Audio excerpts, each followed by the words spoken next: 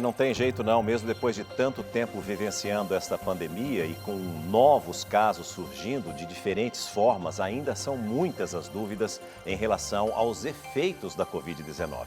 E o coronavírus continua em pauta agora, no Você e o Doutor. Mais um plantão do médico de família, professor doutor Antônio Spreuser. Muito bom dia! Bom dia, César Filho. Que prazer falar com você, com a Renatinha e com os nossos telespectadores. O prazer é sempre nosso. Nós vamos conversar ao vivo com o Dr. Spreuser pela internet. E você pode participar pelas redes sociais utilizando a hashtag Hoje em Dia com qualquer dúvida que você tenha. Doutor, seja muito bem-vindo mais uma vez. E olha só, a gente teve algumas notícias sobre pessoas que foram diagnosticadas com a Covid-19 pela segunda vez. Já existe uma comprovação, doutor, científica desse risco de reinfecção ou isso ainda não é uma certeza entre os médicos?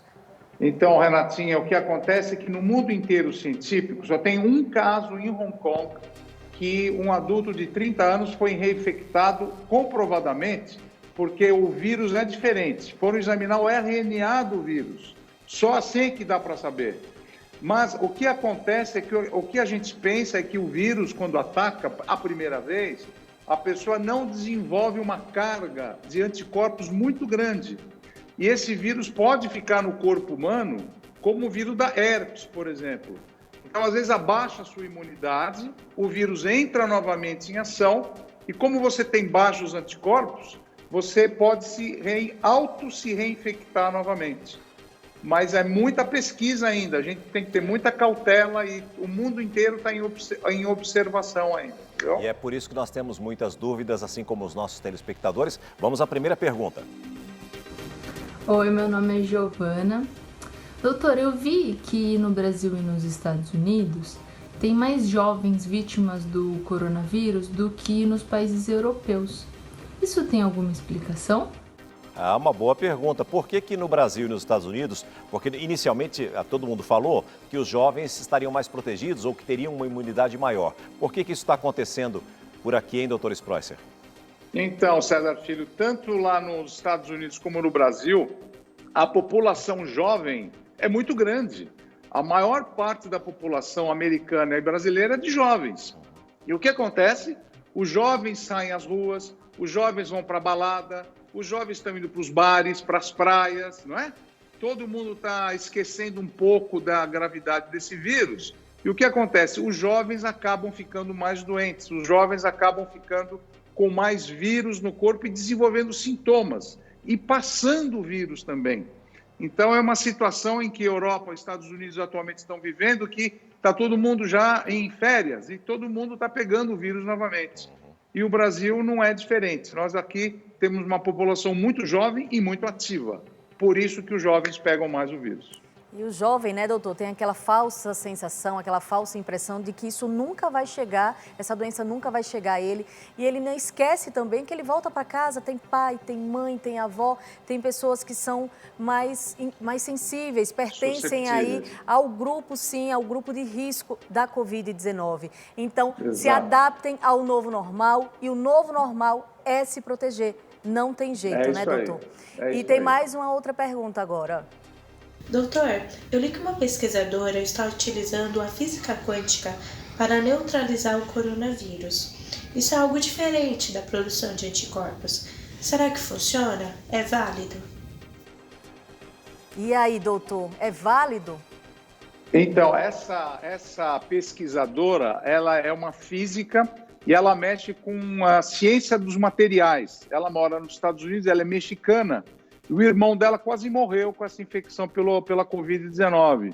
Então, como ela é uma física quântica, ela com um grupo dela nos Estados Unidos estão inventando um polímero, que é uma substância química, capaz de mudar a carga da energia da membrana do vírus. Então, aquelas espículas, ou a S-protein, a spike protein, elas querem mudar com esse polímero a carga positiva para desativar o vírus. Não tem nada a ver com os anticorpos. E eles estão vendo agora como que eles vão jogar isso no corpo humano. Em forma de aerossol, em forma de inalação. Está sendo pesquisado, então, a primeira vez, um caso de uma física quântica na medicina. Quanto mais pesquisa e mais avanços tivermos, muito melhor, não é? Vamos a mais uma dúvida de um telespectador. Olá, meu nome é Gabriela. Doutora, eu tenho uma dúvida. É verdade que existe um remédio, um anti-inflamatório usado no tratamento do Covid que pode trazer alguns riscos para a saúde? Olha, essa é a dúvida de muitas pessoas, assim como a Gabriela, que participou agora conosco, porque muitas são as informações, não é? Então a pessoa não sabe se toma um anti-inflamatório, se não toma, se realmente é bom, se não é. E aí, doutor Spreusser? Então, esse anti-inflamatório que está sendo pesquisado agora é a colchicina. É um remédio que nós usamos para prevenção e tratamento da crise de ácido úrico, aquela crise de gota. Quando os cristais entram nos ossos, daquela dor da gota, a gente dá colchicina. E viu-se que, em alguns estudos, a colchicina ajuda nos casos da Covid-19. Mas tem pessoas, como sempre, já querem tomar colchicina à vontade. E não pode tomar porque afeta muito o sistema gastrointestinal. A pessoa tem uma diarreia violenta, vai ter que ir para o pronto-socorro e tomar hidratação. Então, não tome a colchicina sem aconselhamento e prescrição médica, por favor. Por favor, nada de automedicação. Doutor, tem mais uma pergunta. Oi, doutor, meu nome é Larissa, eu tô grávida de 26 semanas e eu queria saber como diferenciar a falta de ar, que é comum no final da gestação, da falta de ar causada pelo coronavírus. E aí, doutor, a pergunta de Larissa aí é super relevante. Como é que a gente pode diferenciar, principalmente, claro, a gestante que já está com aquele barrigão pronta para ter o bebê e nesse momento, com certeza, sente muito medo também por conta da Covid. Como saber se a falta de ar é pela gravidez ou se é um sintoma da Covid-19, doutor? Então, eu vou começar explicando por que a grávida ela tem falta de ar. Então, eu vou chamar uma arte para vocês verem que, normalmente, a grávida ela tem muita progesterona, tem muito hormônio que dilata os vasos sanguíneos. Isso faz com que o trabalho cardíaco aumente demais. Além disso, o diafragma sobe, aquele músculo do pulmão, comprime todo o pulmão e o pulmão deixa de trabalhar bem. Então, a grávida já tem uma limitação para a respiração. Agora, quando você tem a Covid-19, qual a diferença? É que, geralmente, a grávida tem febre muito alta, dor no corpo, falta de ar, muita tosse. Então, essa é a diferença. Então, a grávida, quando levanta, sobe escada, vai caminhar, tem falta de ar. A grávida, quando fica com Covid-19, ela em repouso, ela já tem falta de ar, febre, dor no corpo, os sintomas todos da infecção. Essa é a diferença básica. As dúvidas continuam, vamos a mais uma delas. Bom dia, doutor Spreusser, tudo bem? Aqui é Diego de Porto Alegre e eu gostaria de saber, agora já após meses convivendo e estudando o coronavírus, se a gente pode acreditar que as taxas de mortalidade vão diminuir. Não sei se os médicos já têm diagnósticos melhores, se eles sabem combater a doença de uma forma mais rápida. É isso que eu gostaria de saber, tá bom? Muito obrigado, bom dia. Muito se falou, doutor Spreusser, nesse achatamento da curva, né, na curva descendente. O Brasil está nessa fase realmente ou não? Então, César Filho, respondendo à pergunta do Diego, muito interessante, nós médicos agora, os intensivistas, o pessoal paramédico, todos, já tem muito mais mão para pegar um paciente e saber tratar, principalmente com ventilação não invasiva, o uso de anticoagulantes, os corticoides, quanto de volume vai dar. Então, a prevenção do paciente grave melhorou muito em terapia intensiva e o tratamento também. Com isso, o paciente fica menos tempo no hospital, menos mortalidade, a taxa de internação melhorou. Então, nós estamos assistindo hoje um quadro pandêmico geral no Brasil melhor, porque o grupo médico e paramédico está identificando e tratando melhor o paciente. Então, isso dá muita esperança, isso dá muita segurança em toda a área médica e paramédica. Então, isso é uma boa notícia para todo mundo, né? Também, doutor, tem a sensação de que a gente também está com mais consciência, né? Usando a máscara sempre que sai. A gente lava sempre as mãos, chegar da rua, colocar já a roupa para lavar, já entrar embaixo do chuveiro. Então, se os dois, né? Tanto os médicos, né? Quanto a população souberem, né? Mais ter essa consciência, aí eu acho que vai ficar mais fácil para todos nós. É verdade. E tem mais uma Resumindo, pergunta. Renatinha, nós tínhamos antes aulas teóricas, agora estamos tendo Isso. aulas práticas, não é, doutor? É isso né? mesmo. Porque É isso aí, é verdade. não é porque cada vez mais os casos estão mais próximos da gente, então a gente se previne mais com certeza. E tem mais uma pergunta, doutor. Doutor Antônio, bom dia. Ouvi dizer que depois de 14 dias, mesmo que a pessoa ainda esteja infectada, ela não transmite mais a doença. Isso é possível? Obrigada, meu nome é Aline. E aí, doutora Aline quer saber, é possível que não transmita mais a doença, doutor? Então, respondendo à pergunta da Aline, o CDC de Atlanta, que é o Centro de Controle de Doenças, mais importante no controle da pandemia nos Estados Unidos, lança um protocolo dizendo sim, se você pega a Covid-19, está com o vírus, desenvolve durante 14 dias, você passa o período em isolamento. Se depois, nos últimos 3 dias, você não tem mais sintoma, não tem mais febre, melhorou, você para de passar e transmitir o vírus. Isso é muito bom, porque antigamente a gente ficava fazendo teste do PCR continuamente, só dava alta para aquele paciente que estava negativo, né? Atualmente a gente sabe que o paciente sem sintoma, durante 3 dias, já que passou os 14 dias, ele deixa de transmitir o vírus.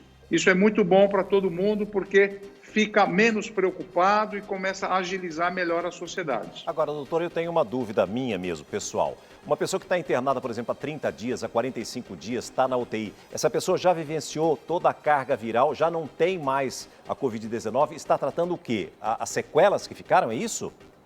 Exatamente. Como ela tem no corpo humano uma descarga de substâncias inflamatórias muito fortes, o vírus já morreu faz tempo, mas ele está lidando agora com a sequela inflamatória no pulmão, no rim, no cérebro, no coração. É isso que o médico intensivista e o time de enfermeiros pegaram mão agora. A gente já sabe como tratar mais agressivamente esses pacientes sem causar mais problema no paciente. Só de você virar o paciente de barriga para baixo, chamado posição pronada, você melhora muito a função respiratória. Não precisa entubar todo mundo. Só colocar ventilação não invasiva ajuda muito os pacientes também. Então a gente cuida, César Filho, da sequela e não do vírus propriamente dito. Ok, muito obrigado. Temos mais uma dúvida, vamos a ela. Bom dia, doutor. Meu nome é Tomás e a minha dúvida é se a perda de olfato por conta do coronavírus é diferente da perda de olfato de uma gripe normal, se isso pode ser um critério de avaliação da doença e por que isso acontece? Uma excelente pergunta, porque muita gente, inclusive, que já teve a Covid-19 e se curou, permanece ainda muitas vezes sem paladar, sem olfato. E aí, doutor Sproisser?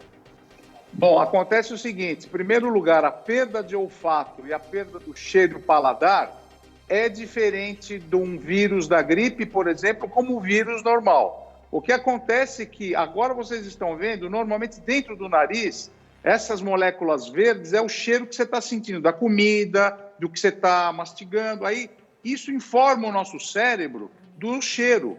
O que acontece com o SARS-CoV-2, esse vírus, quando ele entra no corpo, porque dentro desses pelinhos amarelos que vocês estão vendo, tem uma substância chamada enzima conversora da angiotensina. E essas substâncias são a porta de entrada do vírus. O vírus vai entrar por aí, que vocês estão vendo, ó. Então, facilita o SARS-CoV-2 entrar dentro desses cílios e faz o quê? Você fica com os nervos paralisados. Por isso que atualmente tem até uma escala. Você pergunta para a pessoa, você sente cheiro, o gosto da laranja, do limão, do alho, do açúcar? Não. Provavelmente você tem o SARS-CoV-2. Então, nos Estados Unidos, hoje tem uma escala até, não precisa nem às vezes fazer o PCR. Só de você perguntar isso, porque a pessoa perde mesmo. E como é que é o da gripe e de um vírus normal? A pessoa tem o nariz entupido, escorre o nariz. É diferente, porque aqui no coronavírus você perde totalmente. De repente, você não tem cheiro e nem o paladar. Isso volta depois, mas isso é um diferencial. Então, são sintomas diferentes e isso pode dar uma porta de entrada para o clínico no pronto-socorro do que está acontecendo com pacientes. Doutor, você deu uma dica aí valiosa, né? Porque são alimentos que a gente tem diariamente em casa, é o alho, é a cebola, é uma laranja, é um limão, e a pessoa pode provar esses alimentos e caso não esteja sentindo o gosto aí, já é um alerta, né? Para ficar mais atento, procurar um médico, fazer um exame. Boa dica essa, viu, doutor? Essa é boa. Tem mais uma pergunta aí dos nossos telespectadores. Bom dia, doutor. Meu nome é Estela e eu tenho uma dúvida. Os estudos para a nova vacina apontam que provavelmente conseguiremos controlar o vírus. Porém, algumas vacinas desenvolvem imunidade permanente e outras não. Por quê? Muito obrigada e beijos a todos. Beijo, Esté. Obrigada aí pela pergunta. E aí, doutor, uma vacina que desenvolve o vírus permanente e outra não? Existe isso? Como é que está esse estudo? Então, respondendo à pergunta da Esther, Renatinha, o nosso corpo, ele é muito diferente de ser humano para ser humano. Cada um tem uma resposta diferente. Você vê, às vezes você toma uma vacina da hepatite A e B, tem pessoas que em 1 ano já tem que repetir a vacinação novamente. E tem pessoas que ficam com essa imunidade por o resto da vida.